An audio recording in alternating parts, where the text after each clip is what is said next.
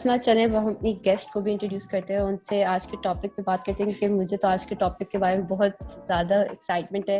ये बहुत interesting topic है कि ऐसी कौन सी रूटीन्स और टिप्स हैं जो उन्होंने भी अपनी लाइफ में फॉलो की हुई हैं और हम सबको भी करनी चाहिए ताकि हम इफेक्टिव लर्निंग कर सकें। तो जो आज की हमारी गेस्ट हैं वो हैं कायनात खान, वो सीनियर भी हैं और उनका बोलने का और समझाने का अंदाज इतना मजे का है कि आपको बहुत मजा आने वाला है आज उनके साथ। तो अस्सलाम वालेकुम कायनात, वालेकुम अस्सलाम। कैसी हैं आप? अल्हम्दुलिल्लाह, आप कैसी हैं? दुआ। मैं भी बिल्कुल ठीक।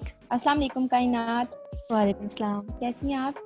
अल्हम्दुलिल्लाह, कैसी हैं आप अस्मा? अल्हम्दुलिल्लाह मैं भी बिल्कुल ठीक। तो कायनात आपका सारा कुछ ऑनलाइन चल रहा है अभी कि ऑन कैंपस शिफ्ट हो गई है आपकी स्टडीज? अल्हम्दुलिल्लाह ऑन कैंपस शिफ्ट हो गया। I am very glad about it honestly. जी बिल्कुल। तो कायनात आप मुझे ये बताएं कि आप माशाल्लाह सीनियर हैं, आपने काफ़ी टाइम गुजार लिया इस फील्ड में जो आप पढ़ रही हैं, तो आप कैसे मैनेज करती हैं सारा कुछ? क्योंकि बहुत से हमारे लिसनर्स ने सवाल किया था कि ठीक है हमें पता है ये सब कुछ पढ़ना है लेकिन कैसे मैनेज किया जाए, तो कितना टाइम मिनिमम हमें देना चाहिए? मेरे मतलब if you ask me I am gonna say कि प्रायोरिटीज़ पे डिपेंड करता है। इफ़ यू प्रायोरिटाइज समथिंग, आपके देखो प्रायोरिटीज़ आपको पता होती है कि ये चीज़ आपके लिए इम्पोर्टेंट है, you have to do it. तो you have to settle out your priorities before you do anything. अगर आप अपनी चीज़ को, किसी भी काम को प्रायोरिटाइज कर लेते हैं कि हाँ मैंने इसको करना है, then you definitely make time for it. और मिनिमम अगर आप स्टडीज़ की बात करते हैं तो स्टडीज़ के लिए डेफिनेटली आपको पता है कि आप पढ़ रहे हो, आपने टाइम देना। आपकी कुछ मतलब एक तो इंडिविजुअल कैलिबर पे भी डिपेंड करता है और सेकेंडली आपकी जो है लेवल ऑफ, जिसे कहते हैं ना टफनेस या डिफ़िकल्टी, उस पर भी डिपेंड करता है कि आपकी जो पढ़ाई है वो किस नौयत की है। अगर तो ऐसा है कि आप जिस तरह फॉर एग्जांपल, अब वैसे तो कहते हैं कि कुछ भी जो है मुश्किल नहीं होता, लेकिन हर चीज़ का अपना एक टफनेस लेवल होता है और हर बंदे का अपना एक कैलिबर होता है। तो अपने कैलिबर के मुताबिक देखो, सब कुछ अपने टाइम से मैनेज करो, लेकिन एक चीज़ का ध्यान रखो, कभी भी अपने आप को ओवर स्ट्रेस ना करो। जब आप अपने आप को ओवर स्ट्रेस कर लेते हो तो जो चीज़ आप करने के काबिल भी होते हो, आपके अंदर वो कैपेबिलिटी होती है कि आप वो काम कर सको, आप वो भी नहीं कर सकते हो। तो मैनेजमेंट का ये है कि एक तो मैं प्रायोरिटीज़ का ध्यान रखती हूँ और बस बाकी ये है कि मैं अपने आप को स्ट्रेस जो है ज़्यादा नहीं देती हूँ। जी बिल्कुल, कि वो कहते हैं ना कि क्वालिटी टाइम मैटर करता है, क्वांटिटी नहीं। तो आप अपना क्वालिटी यस, टाइम दें, बिल्कुल। अपना बेस्ट दें उस थोड़े टाइम में भी।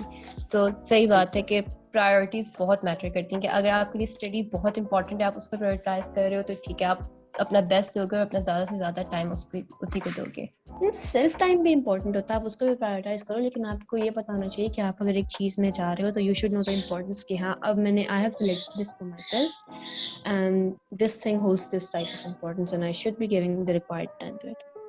तो डेफिनेटली जी आपको जो है इस चीज़ को देखना पड़ता है। जी एग्जैक्टली। अच्छा कायनात, आपने काफ़ी अच्छा हमें बताया। होप सो कि हमारे लिसनर्स को भी जो है वो काफ़ी कुछ सीखने को मिला होगा। मैं आपसे एक क्वेश्चन करना चाहती हूँ कि how environment play role in learning? A major role. I'm gonna say कि a major role, because देखो आप अगर एक जगह पे बैठ के पढ़ाई कर रहे हो, जिस तरह मैंने बताया कि एक फोकसिंग लेवल भी होता है बंदे का, एक फोकस बनाने के लिए, एक एनवायरनमेंट बनाने के लिए आपको डेफिनेटली जो है क्या कहते हैं पर वो कुछ एलिमेंट्स जो है वो ज़रूरी होते हैं।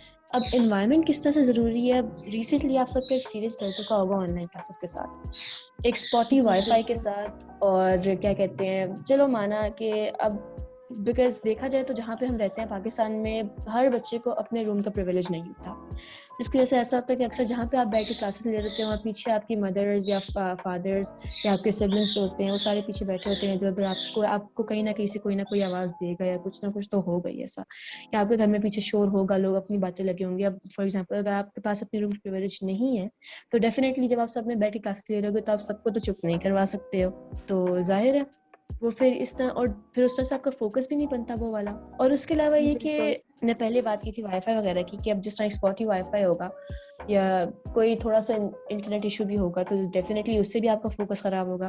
तो कोई भी चीज़ जो आपका फोकस खराब करती है आपका काम करने में, तो डेफिनेटली आपके काम का आउटकम भी अच्छा नहीं होगा। तो फोकस होने के लिए एनवायरनमेंट का होना जरूरी है। कायनात बिल्कुल ठीक है, ये तो आपने सबके दिल की बात करी कि ऑनलाइन सिस्टम से एनवायरनमेंट जितना इफेक्ट हुआ था, सबको अंदाजा हो चुका है कि एनवायरनमेंट बहुत अच्छा रोल प्ले करते हैं, क्योंकि घर पे आपको डिस्ट्रैक्शन होती है कि अच्छा वहाँ क्या हो रहा है, अच्छा वो क्या बात करे, तो आपका ध्यान कभी वहाँ कोई शिफ्ट बुला होता है। लेता है, कभी कोई। और एक तो होता है ना कि पेरेंट्स को पता होता है कि बच्चा घर पे है, तो वो उन्होंने बिल्कुल डेफिनेटली उनको आवाज देनी है। लेकिन मेरा पर्सनल एक्सपीरियंस हो रह चुका है, तो मेरी मदर ने तो बिल्कुल मुझे यही कहा था कि नहीं तुम घर में जब मुझे सामने नजर आ रही हो तो मैंने कॉल यू।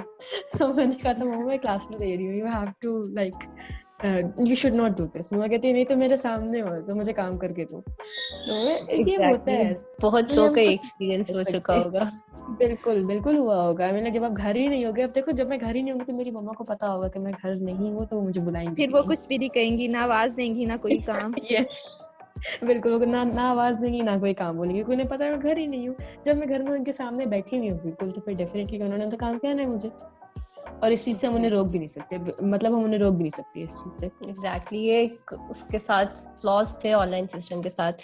पर चलिए खैर, आप मुझे ये बताएं कि निमोनिक्स और यूट्यूब ट्यूटोरियल्स और डायग्राम्स ये किस तरह रोल प्ले करती हैं, क्योंकि हम पढ़ रहे हैं तो टीचर कहते हैं अब बेटा डायग्राम पे फोकस करें तो आपको समझ आएगा। तो आपका क्या ख्याल है कि ये चीजें किस हद तक रोल प्ले कर रही हैं?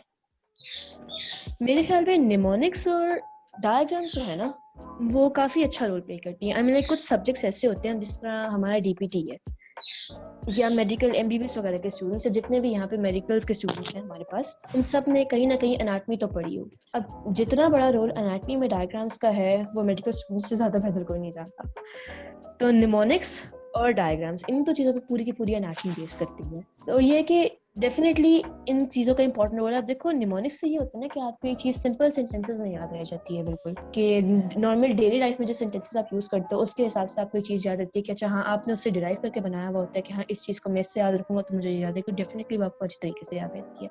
और डायग्राम्स का ये है कि वो एक पिक्चर होती है, वो आपके माइंड में एक तरह से प्रिंटेड हो जाती है, डेफिनेटली वो भी आपको याद करने में एक अच्छी तरह से एड करती है। हाँ, यूट्यूब ट्यूटोरियल्स के बारे में I am a bit skeptical, because like वहाँ पे मतलब मेरे पर्सनल एक्सपीरियंस में तो यही मैंने देखा कि अक्सर ऐसा होता है कि एक यूट्यूब ट्यूटोरियल में आप जो देखते हो, नेक्स्ट में आपको थोड़ी सी उससे कॉन्ट्ररी बात पता लगती है, तो हो सकता है कि उससे बंदा थोड़ा डबल माइंडेड हो जाए।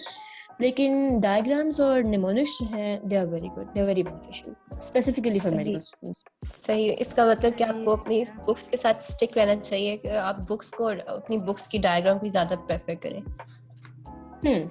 अपनी डायग्राम्स को, अपने अपनी क्रिएटिविटी को ज़्यादा प्रेफर करो, बिकॉज जो चीज़ आप अपनी क्रिएटिविटी के थ्रू कर सकते हो, वो आप किसी और की बनाई हुई चीज़ से हो सकता है आपको वो सही ना समझ में आए। हो सकता है जो चीज़ आपने बिल्कुल। बनाई है वो किसी और की नज़र में लेम हो, लेकिन आपके लिए वो क्या कहते हैं, उसके थ्रू आपको सब कुछ याद रह जाएगा। कायनात, आप मुझे बताएं कि मतलब कुछ लोग जो होते हैं उनको सेल्फ स्टडी पसंद होती है, कुछ ग्रुप स्टडी करते हैं, तो ग्रुप स्टडी इफेक्टिव होती है हमारे लिए कि नहीं? दोनों के अपने बहुत अच्छे बेनिफिट्स हैं। ग्रुप स्टडी के एक्चुअली मैं खुद भी शुरू में बहुत सेल्फ स्टडी की तरफ बायस थी, बिकॉज लाइक मतलब मुझे था कि सेल्फ स्टडी करके ही बंदा बहुत अच्छा पढ़ सकता है, बट नहीं मतलब जब से मैंने ग्रुप स्टडी करना शुरू किया, मैंने काफ़ी सारी चीज़ें डिफरेंस मतलब नोट की हैं। उसमें ये बिल्कुल। कि जब आप ग्रुप स्टडी करते हो तो आपके पास सिर्फ एक ओपिनियन नहीं होता। जब आप सेल्फ स्टडी कर रहे होते हो तो you have your own opinion, उसके अलावा आपके पास कोई ऐसा नहीं है जो आपके ओपिनियन को क्वेश्चन कर सके या आपको मतलब बोल सके कि यार जी। Why are you saying this. तो ये ग्रुप स्टडी में ऐसा होता है कि आपके सामने जितने भी अगर 4 बंदे बैठे हैं, 5 बंदे बैठे हैं, तो they're gonna question your opinion कि यार तुम ऐसे क्यों कह रहे हो, तुम ऐसे क्यों कह सबका रहे हो, अपना व्हाई आर अपना यू पॉइंट होता है, सेइंग। उससे यस हमें बिल्कुल काफी अच्छा मतलब समझ भी बिल्कुल। आ जाता है। जब आप 4-5 लोगों के और ओपिनियन सुनते हो अपने एक व्यू के बारे में, तो आपको पता लगता है कि अच्छा हाँ मेरे पास, और इससे ऐसा भी होता है कि कई दफ़ा ऐसा होता है कि आपको अपने से हुई भी कोई मिस्टेक भी पता लग जाती है। और उसके अलावा ये भी कह सकते हैं कि क्योंकि ग्रुप स्टडी में मैंने अक्सर ऐसा देखा, अच्छा एक और ग्रुप स्टडी का मेथड जो मैंने काफ़ी मतलब हमने खुद भी काफ़ी प्रैक्टिस किया है और देखा भी है, वो ये है कि जब स्टूडेंट्स में से 4 बंदे बैठे होंगे और एक बंदा जो है वो पढ़ा रहा होगा उन सब, तो ये करने में मज़ा भी बहुत आता है। और ये वही वाली बात है कि अगर आपने कोई बात बोली है तो एकदम से अगर किसी को लग रहा है कि आप गलत बोल रहे हो, तो कोई काउंटर क्वेश्चन कर देगा आपको तो तुम गलत बोल रहे हो। फौरन फिर आपको अपनी मिस्टेक भी पता चल जाएगी। यस बिल्कुल। तो सेल्फ स्टडी का एक नुकसान ये है कि कई दफ़ा ऐसा होता है कि आप जो है कोई चीज़, कोई पॉइंट अगर आपसे मिस हो जाता है तो कोई आपको काउंटर क्वेश्चन करने वाला नहीं होता। बाकी दोनों के बिल्कुल। अपने अपने बेनिफिट्स है। कई दफ़ा ऐसा होता है कि आप एक चीज़ को नहीं पढ़ पा रहे होते हो ग्रुप स्टडी में, आप अगर सेल्फ स्टडी करो तो आप ज़्यादा इफेक्टिवली उसको पढ़ सकते हो, और कई दफ़ा ऐसा होता है आपको ग्रुप स्टडी में ज़्यादा अच्छा मज़ा आता है। तो ये हर बंदे की बिल्कुल। पर्सनल प्रेफरेंस पे डिपेंड करता है। मैंने कई लोगों को देखा है जो सिर्फ ग्रुप स्टडीज में ही बैठ के पढ़ते हैं और बहुत अच्छा पढ़ते हैं, वो सेल्फ स्टडी पे उनको छोड़ दो तो वो डिस्ट्रैक्ट हो जाते हैं। दोनों के अपने अपने एग्जैक्टली, मुझे बेनिफिट्स हैं, तो बिल्कुल जो जिस बंदे को ठीक लगे वो उसके साथ जाए।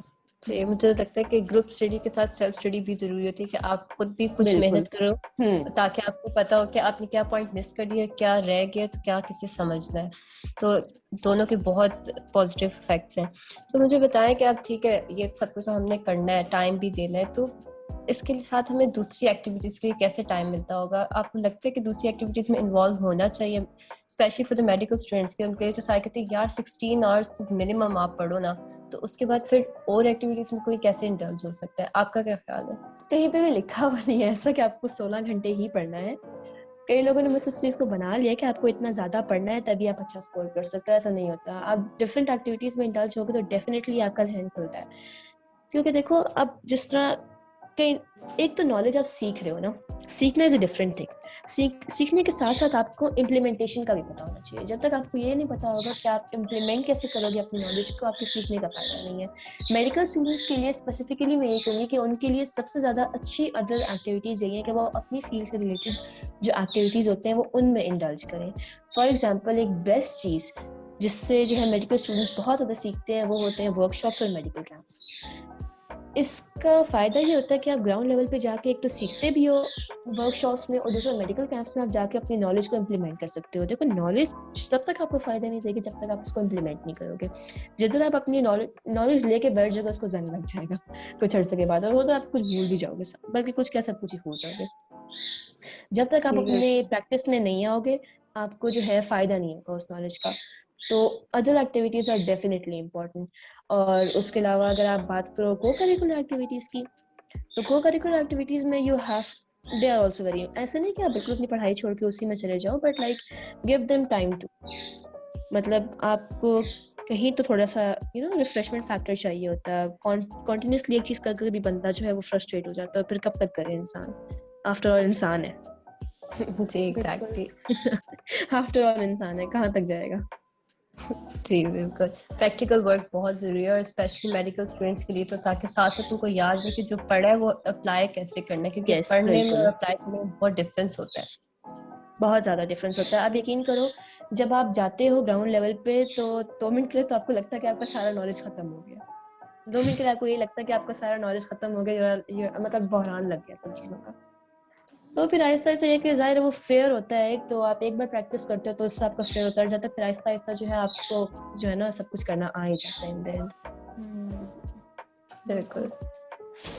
कायनात, अब आप हमें इस बारे में बताएं कि अक्सर जो होते हैं हम अपने आप को कैसे मोटिवेट कर सकते हैं, क्योंकि हर स्टूडेंट जो होता है उसको फेलियर फेस करना पड़ता है अपनी स्टूडेंट लाइफ के टाइम में, तो आप इसमें कुछ हमें बता सकती हैं? देखो failures are nothing to be scared of. Failures हर किसी को आते हैं। हाँ कई दफा ऐसा होता है कि फर्स्ट फेलियर, हमेशा जो आपका फर्स्ट फेलियर होता है ना वो first times are always hard times.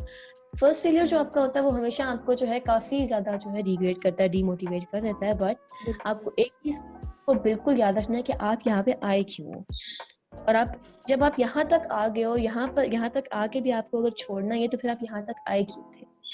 कई दफा ऐसा होता है कि जो है अपना कुछ लोग जो है अगर हार्शली मोटिवेट, सॉफ्टली अगर कोई अपने आप को मोटिवेट नहीं कर सकता, अपने आप को तसल्ली नहीं दे सकता, तो कई लोग जो है मैंने खुद देखा है, बल्कि मैंने खुद भी ऐसा किया हुआ है कि वो अपने आप को जो है ना खुद को डांट के जो है मोटिवेट करते हैं।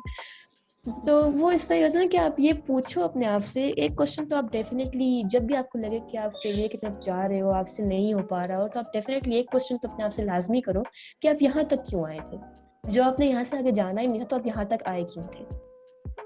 बिल्कुल। तो जब तक आप अपने आप से ये क्वेश्चन खुद नहीं करोगे ना, तब तक तो है आपको मोटिवेशन ना तो कोई दे सकता ना आप में खुद आ सकती है।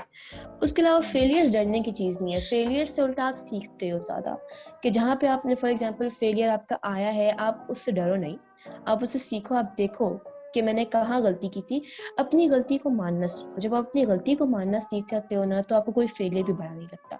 जहाँ आपने मान लिया कि हाँ यहाँ मैंने गलती की थी, यहाँ मुझसे ये गलती हुई थी, आई मिस दिस पॉइंट, मुझे ये मिस नहीं करना चाहिए था, तब that's the time, that's the point जहाँ पे आपको जो है फेलियर एक्सेप्ट करना आ जाता है, एंड देन आपको फेलियर से डर लगता भी नहीं है। In the end it's life, जिंदगी में सब कुछ चलता है, होता चलता है, जिंदगी है, और किसी की भी जिंदगी अप्स एंड आसान डाउन्स नहीं है। आते रहते हैं। बिल्कुल, और अप्स के मुकाबले में डाउन्स ज्यादा होते हैं जिंदगी में। तो इट्स बेटर कि इंसान जो है फेलियर्स को एक्सेप्ट करना सीख ले। जितना जल्दी आप फेलियर एक्सेप्ट करना सीखते हो तो उतना ही जल्दी जो है आप कामयाबी की तरफ भी जाते हो। मेरा मानना तो ये है, क्योंकि देखो जब एक इंसान फेलियर एक्सेप्ट करने से ही इनकार कर दे कि नहीं नहीं मैं तो फेल हो ही नहीं सकता बिल्कुल भी, क्यों नहीं हो सकता, आप इंसान, खता का बिल्कुल, और पुतला है काफी कुछ इंसान। सीखने को भी मिलता है हमें हमारे यस फेलियर बिल्कुल, से। आपको पता लगता है, वही वाली बात है जाती है कि आप अपनी गलतियों को एक्सेप्ट करना सीखो।